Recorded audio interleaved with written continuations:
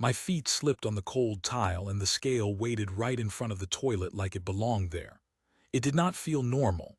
It felt like a checkpoint. I had not even flushed yet, and I already needed a number. My stomach tightened, not from pain, but from that quiet pressure I always felt right before I looked down. I stepped on the scale first. I held my breath until the digits stopped moving. I memorized them the way someone remembered a door code. Then I turned, sat, and did what I came in there to do. The bathroom stayed too quiet, like it listened. When it was over, I wiped, stood up, and looked at the scale again as if it could judge me. I stepped on the scale the second time. That was the moment I always treated like the reveal in a game show. The digits flickered, hesitated, then settled. My brain did the math before I fully believed what I saw. I had not weighed myself for health. I had weighed myself for the difference. I called it a score, not out loud but in my head, before weight minus after weight. That was the only number that mattered. It was childish. It was crude. It was also strangely calming, like I had turned a private body function into something clean and measurable, something I could track, something that could improve. I kept a high score the way other people kept personal records. I did not write it on the mirror or tell anyone. I just remembered it. 2.2 pounds. That number sat in my mind like a little trophy I never asked for. It made me laugh the first time. Then it made me curious. Then it made me repeat it just to see if it could happen again. The weird part was how careful I became. Feet placed the same way. No leaning on the sink. No towel touching my arm. No moving until the digits locked in. I treated the scale like it could be fooled, and I treated myself like I was the one who might cheat. The bathroom did not feel like a bathroom anymore. It felt like a tiny lab where the only experiment was me. So yes, this was a story about a bathroom scale and a personal high score. I could have kept it there. It could have stayed in that room between the tile, the toilet, and the numbers, but I had an impulse that felt harmless. I opened an anonymous forum and typed it out like a confession that was supposed to be funny. I posted the habit. I posted the high score. I hit submit and expected a few laughs, maybe a few grossed out replies, then silence. But the real surprise was not what happened in the bathroom. It was what happened online after I admitted it. The forum did not know me, and that was why it felt safe. I had typed the habit like it was nothing, like it was just a dumb joke about a bathroom scale. But once the post was out there, I realized I needed to explain it, even to myself. Because if someone asked me why, the honest answer was simple and a little strange. I had a scale in my bathroom already. It sat near the wall where it was easy to step on without thinking. One day I had looked at it right before I used the toilet and the idea came fast. What if I checked before and after? Not for dieting, not for medical reasons, just to see. The scale was there and the question was small enough to feel harmless. It turned into a routine because it was easy. I did not need a notebook or an app. I did not even need to tell anyone. I just needed two numbers and a quick subtraction. I weighed myself before. I used the toilet. I weighed myself after. Then I took the first number and removed the second one in my head. That was it. Two weigh-ins, one bathroom trip, and one number at the end. That number was funny to me. It made me laugh because it turned something private and embarrassing into something clean and measurable. A little fact, a little report. It was the kind of tiny experiment a bored person did when no one watched. I liked numbers. I liked patterns. I liked knowing what I could not normally know. And the scale gave me an answer right away. The more I did it, the more normal it felt. I started noticing how different it could be from one day to another. Sometimes it was almost nothing, like the scale had barely moved. Sometimes it was enough to make me pause and look again, just to make sure I was not imagining it. The bathroom became a place where I waited for the digits to settle, and that wait started feeling like suspense. I did not write the results down, but I tracked them in my head without trying. That was the part that surprised me. I remembered the bigger ones the way you remembered a song you hated but could not stop hearing. 1.4, 1.7. Then that one time it hit 2.2, and it stayed there in my memory like a personal record. When I thought about it too hard, I could tell it had another purpose. It made me feel in control of something that normally just happened and got flushed away. It made my body feel like a simple machine with inputs and outputs. If I measured it, I did not have to think about it. I could reduce it to a number and move on. But I also noticed how careful I got. I tried to stand the same way each time. I tried to keep my breathing steady. I waited for the scale to stop shifting. I told myself it was just for accuracy, just for the joke. Still, I acted like the number mattered. And the more I acted like it mattered, the more it started to matter. The post online had been a laugh. The habit in my bathroom had been a game. But games did not stay simple when you kept score. Because once you tracked something, you started wanting to beat your own record. In my head, I framed it like a joke because that made it easier to admit. If I could laugh first, no one else could make me feel gross about it. I had done something private, then turned it into a number, and that number turned into a little prize. It was childish on purpose. I called it a high score the same way someone talked about a video game, like I had beaten a level, like I had unlocked an achievement no one asked for. 2.2 pounds. When I thought about that number, I felt a stupid kind of pride that made me shake my head and smile at myself in the mirror. Not because it meant anything important, because it meant nothing important. That was the whole point. It was small. It was dumb. It was the kind of humor that lived in the back of your mind and never left the bathroom. If someone had walked in and asked what I was doing, I would have lied without effort. I would have said I was checking my weight, then I would have moved the scale with my foot like it had always been in the wrong place. I did not treat it like a health trick. I did not tell myself it mattered for my body. I knew scales could be weird. I knew water, timing, and 100 other things could change the number. That was not what I cared about. I cared about the moment the digits stopped and my brain tried to guess the difference before I did the math. I liked that suspense. I liked that I could turn something embarrassing into something that felt clean and simple. Before, after, subtract, done, no emotions, no details, just a result. When the number was big, I laughed like I had won something. When it was small, I shrugged like I had lost a round and would try again later. For me, it was not deep.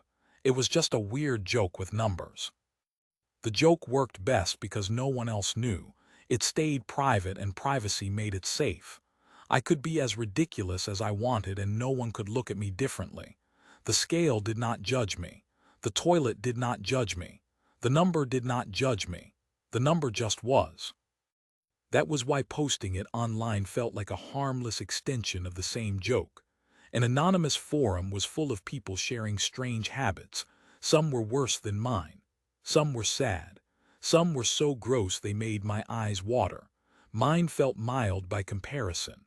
I told myself I was adding a funny story to the pile and then I would move on. Even when I typed the words high score, I did it with that same silly tone. I expected a few quick reactions. Maybe someone would say they did it too. Maybe someone would call me weird. Maybe someone would post a pun and it would be over. I did not think of it as sharing my body. I thought of it as sharing a punchline. I thought the scale and the number would make it feel distant, like a science joke instead of a bathroom confession. I thought the humor would protect me.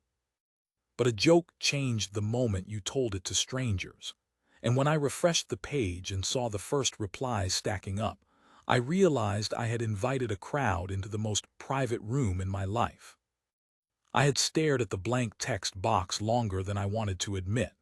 The bathroom was behind me, but I still felt like I stood in it. Like the tile and the scale followed me to my screen. My fingers hovered over the keys, and I kept thinking, this was either going to be nothing, or it was going to be the only thing people remembered about me. I typed it anyway.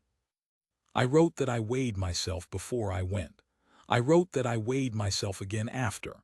I wrote that I subtracted the numbers to get the weight of what I had just flushed. I kept the tone light. I made it sound casual, like I had discovered a dumb trick and wanted to share it for a laugh.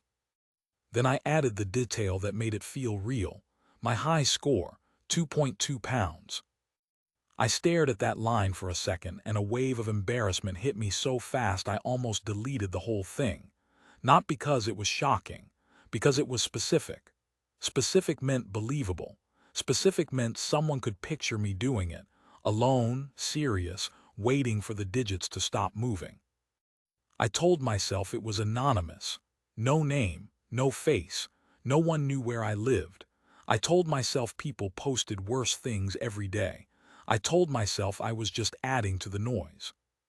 But my hand still hesitated over the button. If I hit post, there was no taking it back. Even if I deleted it later, someone could copy it. Someone could screenshot it. Someone could send it around like a weird little trophy I did not want. It could turn into a joke that belonged to other people.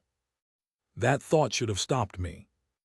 Instead, it pushed me to do it quickly, like ripping off a bandage. I hit post. For a second, nothing happened. The page refreshed and my words sat there, clean and calm, like they had always been there. I felt my heart beat in my throat. I waited for the first reaction the way I waited for the scale to settle. It was the same kind of suspense, just louder. I expected silence. I expected it to sink. I expected maybe one person to comment something gross and move on. The first reply came fast, then another, then another. The little notification number kept changing, and each time it changed, I felt a strange heat in my face. Part excitement, part shame. I had wanted people to see it, but now that they did, I could not decide if I wanted to laugh or hide. I refreshed again. More replies, more votes. People quoted the high score line back at me like it was a headline. Some acted impressed. Some acted horrified. Some asked questions I did not want to answer, like they were investigating a crime scene instead of a joke. I leaned closer to the screen, reading too quickly, like I might miss something important.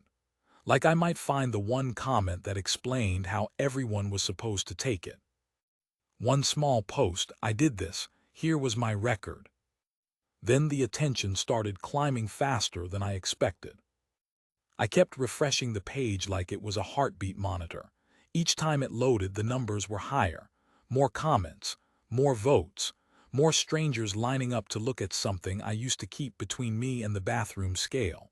My first feeling was a stupid rush. I had posted plenty of things before, and most of them landed like a rock in deep water. This one floated. Then the second feeling hit. The cringe, because I knew what it was. It was not a clever opinion. It was not a story about something impressive. It was a confession about weighing myself before and after I pooped. The kind of thing you told a friend in a car, not a crowd online. I tried to laugh at it. I told myself the attention proved it was funny. I told myself people liked honesty, even gross honesty. But when I read the replies, I realized they were not all laughing the same way I was laughing. Some people treated it like a contest and asked what my average was. Some wanted proof. Some asked what kind of scale I used, like I was reviewing equipment. A few wrote messages that sounded like they had done the same thing for years, and they spoke like we shared a secret hobby. Other people took it in a completely different direction. They started talking about health, about digestion, about whether it was normal, about whether I needed help. A couple of comments had that tone that sounded polite but sharp, like a parent talking to a kid who did not know what was appropriate. And then there were the ones that bothered me the most. The ones that acted like the habit meant something deeper, like the weighing was not a joke but a symptom, like my high score was not a punchline but a red flag. They did not know me. They did not hear my tone. They only saw the words and the number. I felt my stomach tighten in a way that had nothing to do with the bathroom, because the habit had been harmless in private. In private, it was a quick game. In public, it became a statement people could analyze. It became a thing people could attach their own stories to. I scrolled slower after that. I read the replies twice. My eyes kept going back to the line where I had written 2.2 pounds, like that detail was the nail that held everything together. I had posted it because it made the joke stronger. Now it made it easier for strangers to picture me doing it, again and again, tracking it, caring about it. Same habit, new spotlight. I tried to imagine someone I knew finding it, not because they would recognize my username, but because the internet did not stay in one place. A screenshot could move. A repost could move. The exact wording I used could move. Suddenly, I could see the scene through someone else's eyes, and it looked worse than it felt when I lived it. I hovered over the delete button more than once. I did not click it. I told myself deleting it would look like guilt. I told myself it was already out there. I told myself I should own it. But ownership felt different when the crowd kept growing. The post climbed past numbers I was used to seeing only on other people's threads. The comments came so fast that I could not keep up. When I did reply, it barely slowed the flow. The forum turned my habit into a small event, like everyone had decided together that this was the thing they needed to talk about today. I stared at the screen and felt the balance shift inside me. The attention felt good and bad at the same time. I wanted to be seen, but not like this, not as the person with the poop scoreboard. And the biggest number was not the 2.2, it was the upvotes. I did not know what to do with the attention, so I did the only thing that made me feel like I still had control. I made it funnier. When the comments started turning sharp, I leaned into the joke like it was armor. I replied to people with short, dry lines. I acted like I was proud of it. I joked about training for a new record. I treated my own embarrassment like it was the point, like I had planned to be the internet's bathroom clown for the day. It worked in a way. The more I laughed at myself, the less it hurt to read strangers laughing first. I could feel the shape of the conversation change when I kept the tone light. People piled on with memes and stupid one-liners. The thread turned into a messy comedy show, and as long as it stayed there, I could breathe. I even told myself I should be happy. If my top post was going to be anything, at least it was not something cruel or serious. At least it was not a tragedy. At least it was just poop. That sentence sounded brave in my head, but it also sounded like a warning. Because I kept saying it the way someone repeated a lie until it felt true. The weird part was how fast I started performing. Not just replying, but shaping myself into the version of me that the thread wanted. The guy with the scale. The guy with the high score. The guy who talked about a bathroom trip like it was a sport. Every time I made a joke, it pulled the spotlight back onto me, and for a second I felt that rush again. Then the rush faded and left the same sour feeling behind. I scrolled down and saw comments from people who did not laugh at all. They wrote like they had solved something about me, like the habit was proof of obsession, like tracking the number meant I tracked everything, like the scale in my bathroom was part of a bigger problem I was hiding behind humor. I wanted to answer those two, but I did not know how without breaking the tone I had built.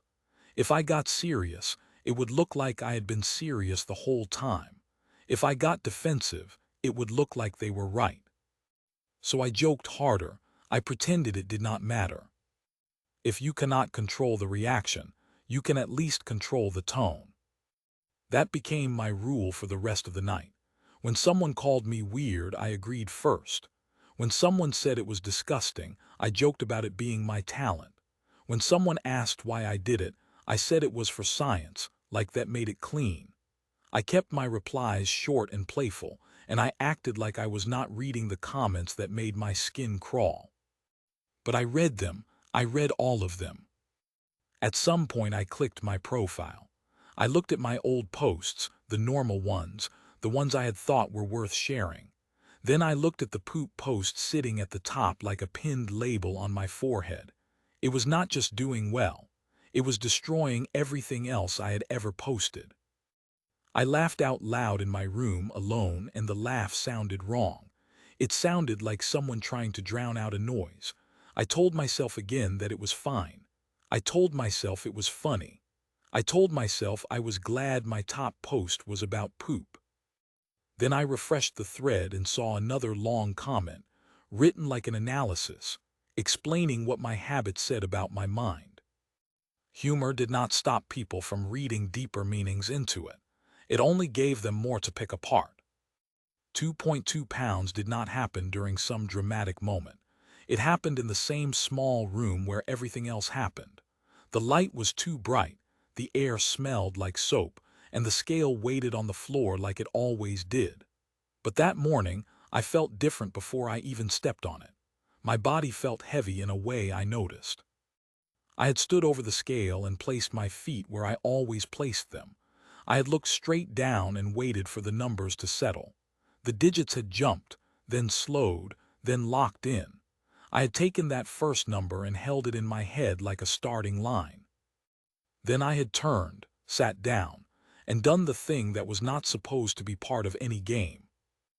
After I had stood up slowly, not from pain, not from effort, but from a strange kind of care, like moving too fast could change the result, I had flushed. I had washed my hands. I had dried them. Each step had felt like a delay before the last step, and I knew exactly what I was doing. I had stepped back onto the scale. For half a second, the surface had felt colder than it should have. The digits had blinked and climbed and dropped, hunting for a number. I had held my breath without meaning to. The room had been quiet except for the faint hum of the fan, and it had sounded louder than normal. The scale had settled. My eyes had focused on the reading, and my brain had already started subtracting, fast and automatic. I had done it so many times that the math had come before the emotion. The second number had sat there, calm and final, and the difference had snapped into place in my head like a door shutting. 2.2. I had stared at it and then looked again, like the number might change if I doubted it. I had shifted my weight a little, then forced myself to stand still. The digits had not moved. I had stepped off and stepped back on just once because I needed to know it was real and not a glitch. It had come back the same. 2.2 pounds. I had felt a burst of laughter rise in my chest, sharp and quiet, not because of the bathroom part, because of what the number meant inside the rules I had created. Biggest so far. A new record. A ridiculous achievement that no one could see, and that was why it felt so pure in the moment. It was only mine. Later, when I wrote the post, that number became the headline. I could have said I did it sometimes. I could have said I got a rough estimate. But 2.2 had weight in more ways than one. It sounded concrete. It sounded like proof. It sounded like I had been tracking long enough for a record to exist. And the internet grabbed it instantly. People repeated it back to me in different words, but always with the same focus, like the entire story was just that one statistic.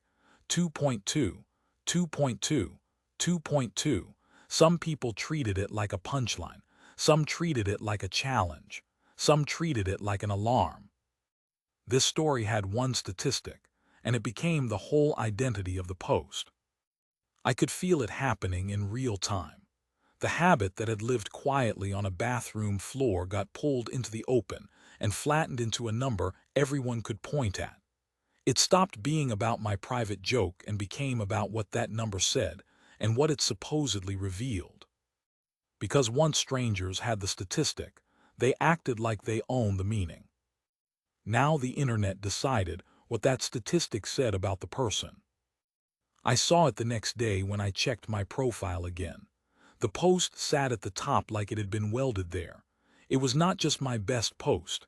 It was my best post by far, by a gap big enough to feel like an insult. I stared at the numbers and felt my face get hot. I had expected a quick laugh and then silence. Instead, the internet had decided this was the most interesting thing I had ever said. I scrolled through my older posts, the ones where I had tried to be normal or helpful or clever. They looked smaller now.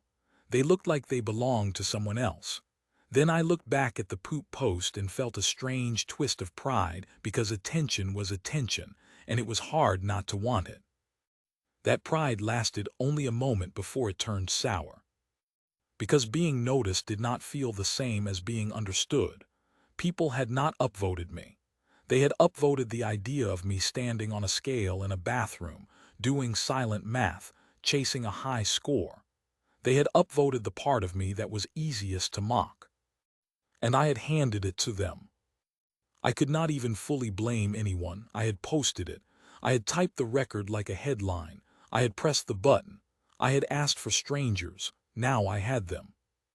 The weird thing was how quickly it started to feel like a label, like a tag stuck to my name. Even though the forum was anonymous, I could feel the shape of it. If someone clicked my profile, the first thing they saw was that confession. They did not see me first. They saw 2.2 pounds. I caught myself thinking about posting again just to see what would happen. That thought scared me more than the comments, because it meant the attention was teaching me something. It was training me. It was telling me what worked. If I posted something normal, it would die quietly. If I posted something embarrassing, it would live. That was the math the internet pushed into my head. I told myself I did not care. I told myself it was just a funny accident. I even laughed about it when I thought of how ridiculous it would sound out loud. Imagine being known for that. Imagine that being your big moment online. But the laughter felt tight, like it had edges. I read the newest comments and they made it worse. Not because they were cruel, but because they were certain. People spoke like they knew exactly who I was from one habit. Some called it harmless and said everyone did weird things in private. Some called it disgusting but funny. Some called it a sign of obsession. Some wrote long explanations about control and anxiety and body issues, and they wrote it like they were diagnosing me from a distance. A few acted angry, like I had crossed a line by even bringing it up. Like I had forced them to picture something they did not want in their head. Like I owed them an apology for my own bathroom. I wanted to answer those. I wanted to say, you clicked on it, you stayed, you read it. But I also felt guilty because I had put it in front of them in the first place. I had made the room public. The bathroom moment ended, but the internet memory stayed. That was what I could not shake. I could stop weighing myself tomorrow and it would not matter. The story was already here. The record was already here. The number was already here. And the more it spread, the less it belonged to me. I watched the upvotes climb again and felt that same pull between pride and shame. A part of me wanted to ride it. A part of me wanted to erase it. And a part of me just wanted to know what kind of person strangers thought I was now. Because they were not reacting to the poop anymore. They were reacting to what they believed it meant. And now strangers split into camps about what this meant.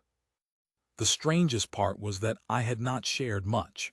It was a short confession with one number. But the reactions made it feel like I had opened a door and people had walked into my private space and started pointing at everything. I kept thinking about how it looked from the outside. A person who took a normal body function and turned it into a score. A person who kept a scale next to the toilet. A person who wrote down the difference like it mattered. In my head it had been a joke. On the screen it looked like a ritual. I started to feel watched, even when I was not online. Not because anyone knew me. Because I knew I had shown the world a little window, and now I could not control who stood there. Every time I refreshed the thread, it felt like I was stepping back onto the scale again, waiting for a reading I could not predict. I tried to stay casual about it. I told myself in the comments that I was glad my top post was about poop. I said it in a way that sounded proud, like I had chosen it. Like it was funny that this was the thing that stuck. Like I did not care. But my casual tone invited more judgment, not less. Some people read my attitude as confidence and joined in, cheering it on, asking for new records, turning my number into a running joke. They treated it like a harmless game, and I wanted to stay with them because they made it feel safe. Other people read the same tone as denial. They wrote longer replies, more serious replies, replies that did not match the joke at all. They talked about boundaries. They talked about oversharing. They asked why I needed to measure anything in a bathroom. They asked why I needed to tell strangers. A few comments tried to sound helpful, which almost felt worse. They suggested I stop weighing myself so often. They suggested I look up signs of fixation. They suggested therapy in the same way someone suggested a plumber, like they had spotted a leak. And there were comments that turned it into a moral issue. They acted like I had done something wrong by letting them see something gross. Like my post was not just about me, but about forcing an image into their minds. It was strange to be blamed for a thought that happened inside someone else's head. I felt a pull to justify myself, even though I had not been accused of a crime. I wanted to explain that it was not that deep, that it was just curiosity, that I liked numbers, that I liked little experiments, that the scale was already there, that the high score was only a joke. But the more I imagined explaining it, the more it sounded like an excuse. And excuses always sounded like guilt, even when they were true. So I kept the mask on. I kept replying with humor when I replied at all. I acted like it was all light and simple. Inside, it did not feel light. Because I could see how fast a harmless habit became a story other people told about me. They did not see my bathroom. They saw a symbol. They saw control. They saw obsession. They saw a person who measured private things and then asked strangers to react. The post was short, but the interpretations were long. I read the thread until the words blurred, and I realized the real danger was not embarrassment. It was the way strangers could turn one weird detail into a whole identity, and then argue about it like they were deciding my character in court. So what would a Rudut jury do with a confession this weird? I read the thread like it was a courtroom transcript, and I was the evidence on the table. The comments did not move in one direction. They split, multiplied, argued, and built little groups that talked past each other. Every refresh added more voices, and each voice acted sure, like they had found the correct way to interpret one stupid habit. The speed of it made my chest feel tight. In my bathroom, the scale had been silent and honest. Online, the same number became loud. It became something people used to prove different points, like my post was not a joke anymore, but a test. The first camp treated it like harmless comedy. They acted like the whole thing belonged in the same category as any gross story friends told each other. They focused on the idea that nobody got hurt. Nobody lost money. Nobody got exposed. It was just a person laughing at their own body, and the honesty felt refreshing in a world where everyone tried to look perfect. They made it sound simple, and for a moment I wanted to live inside that version of the story. But even while they normalized it, I could see the shadow under their support. They still treated me like a character. They still fed the attention. They still helped lock the label in place. The second camp called it too much information, and they sounded tired, like they had seen this kind of post too many times. They did not argue about the scale or the number. They argued about the boundary. They acted like there was a line everyone should know and I had stepped over it. Their point was not that I was evil. Their point was that I was careless. Some things, they implied, should stay private, not because the body was shameful, but because the internet never forgot. They warned that posting it invited attention I could not control. They warned that it could make other people uncomfortable. Reading that camp made me feel small, because they were not wrong about the internet memory. They just treated me like I should have known better, and that stung. The third camp got interested in the measurement itself, like they wanted to take my silly habit and turn it into a small science debate. They talked about how scales were not exact, how weight changed for many reasons that had nothing to do with what left your body, how water, food, time of day, and even the way you stood could change the reading. They pointed out that bathroom scales could drift, and that a difference could look bigger than it really was. They treated my high score like entertainment more than data. That camp almost made me laugh again, because it was the closest to how I had meant it. but it also had an edge. They were basically saying the number that made the post famous might not even be real in the clean way people imagined. Even the proof was unstable. The fourth camp sounded concerned, and their concern felt heavier than the others because it aimed straight at my mindset. They were the ones who kept circling back to the tracking. They did not care about the gross part. They cared about repetition, about weighing before and after, about using words like high score. They warned that repeated weighing could become compulsive. They warned that turning bodily functions into a contest could be risky if it fed a need for control. They told me to check myself, not my weight, and to be honest about why I did it. Some of them spoke gently, like they were trying to help. Others sounded like they had already decided what I was. Reading that camp made me defensive in a quiet way. I wanted to say it was not like that. I wanted to say it was just a joke. But I also could not ignore how often I had done it, or how quickly the internet praise had pulled at me. Their concern felt like a hand on my shoulder that I could not shrug off. The fifth camp barely discussed anything except the headline number. They were impressed, shocked, or both. They reacted like 2.2 pounds was a monster sighting. They treated it as something unbelievable, and they repeated it because it was repeatable. It was a neat fact that fit in one sentence.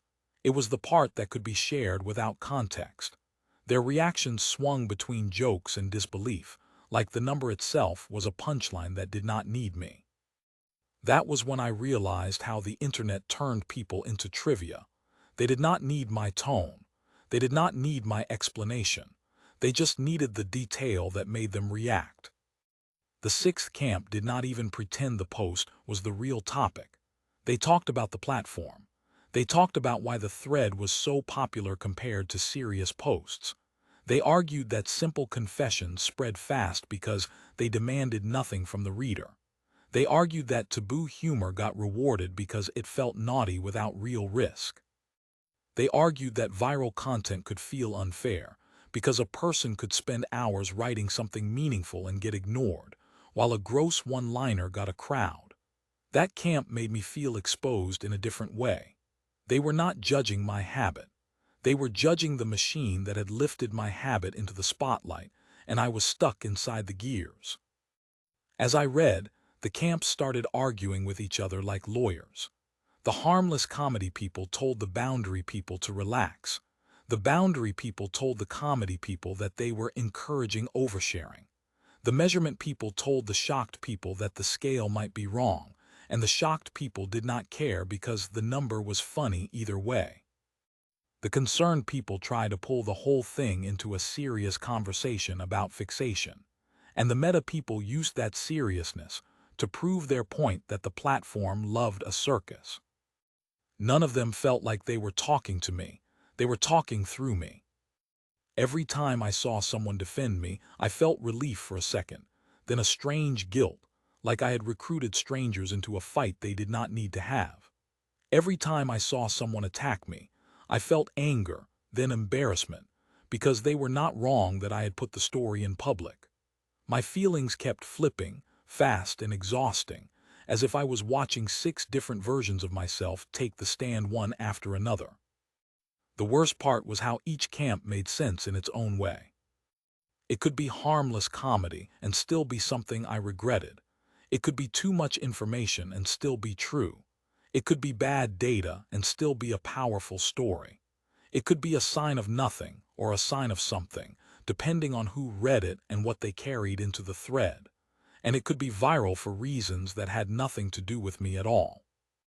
The longer I stared, the more the thread felt less like a joke and more like a mirror maze. I kept looking for the version of my post that matched how I felt when I wrote it. I kept hoping that if I read enough comments, I would find the correct meaning and settle into it. Instead, every refresh added another interpretation, another label, another tone. Same confession, 6 different judgments. And the number stayed the same, sitting in the middle like a piece of evidence nobody could stop touching. 2.2 pounds.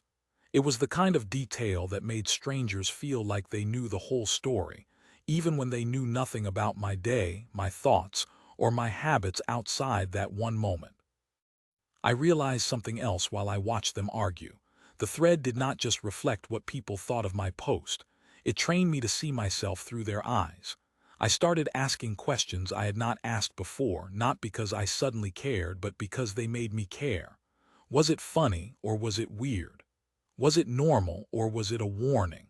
Was it just a number or did it mean something deeper? I had wanted to share a stupid little scoreboard and get a laugh.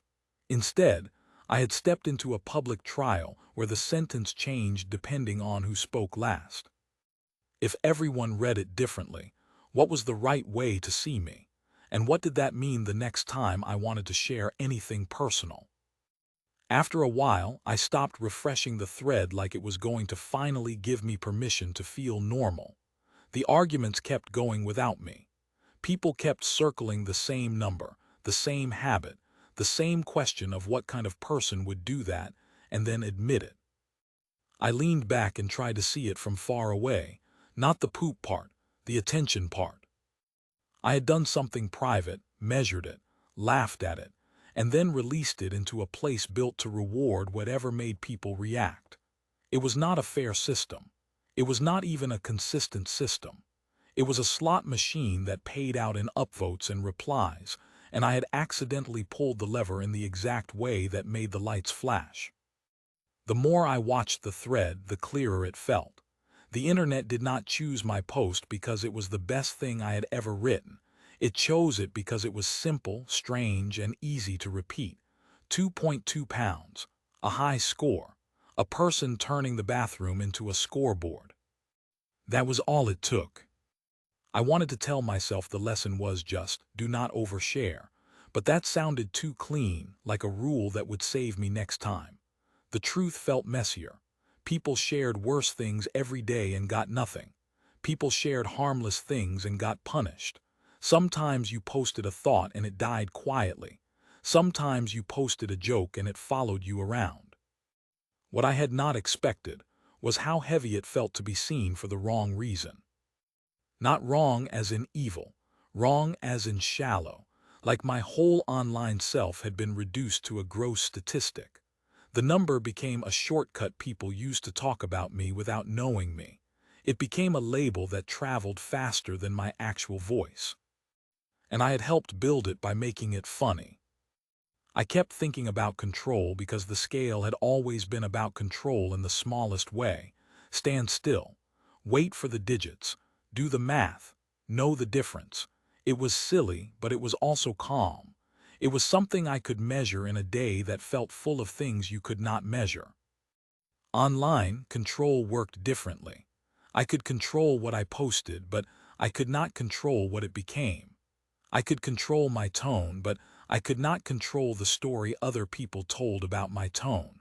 I could even control the joke, but I could not control who used it as evidence. In the end, the biggest weight might be the social weight of being seen. That was the part that stayed with me after the laughs wore off. The habit itself still felt small. The scale still sat in the bathroom like an object, not a symbol. But now it came with an extra feeling like a shadow behind the numbers. Every time I looked at it, I remembered how quickly strangers had formed camps about what it meant. Comedy, disgust, curiosity, concern, shock, meta-analysis. 6 ways to read the same confession, and none of them asked how I felt about it.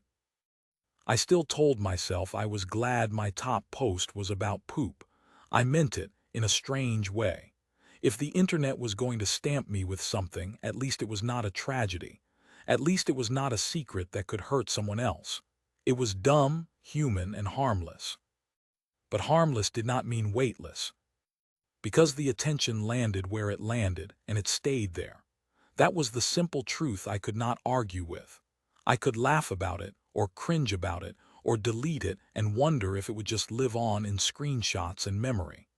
None of that changed the fact that for a moment, a private ritual became public entertainment, and people decided what it said about me. So I wanted to ask you something honestly. Where was your line for oversharing if you were behind a screen name? Which camp did you agree with most, and why? Was it harmless comedy that people took too seriously, or was it too much information that should have stayed private? Was it just bad data dressed up as a record, Or did the habit sound like a warning sign? Because I kept coming back to one uncomfortable thought. Next time you posted something small, did you control the joke or did the crowd?